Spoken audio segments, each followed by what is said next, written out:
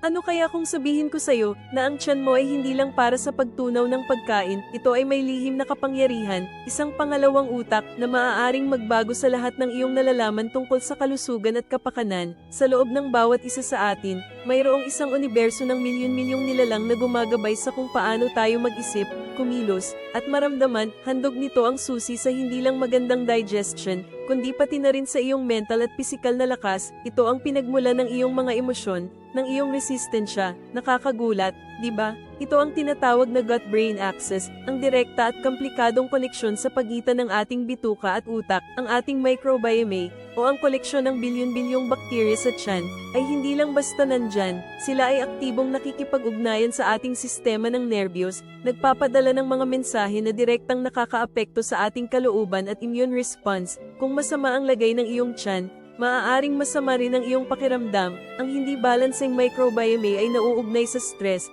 anxiety, at maging sa depression. Napakalakas ng kanilang impluwensya. Ngunit may pag-asa, ang mga probiotics ay ang ating mga kaibigan sa tiyan, ang mga magandang bakterya, na ito ay tumutulong sa pagbalanse ng ating microbiome, pinapalakas ang gut-brain axis, at sa huli, nagpapabuti ng ating overall na kalusugan, sa pamamagitan ng pagkain ng tamang pagkain at pagdaragdag ng probiotics sa ating diet.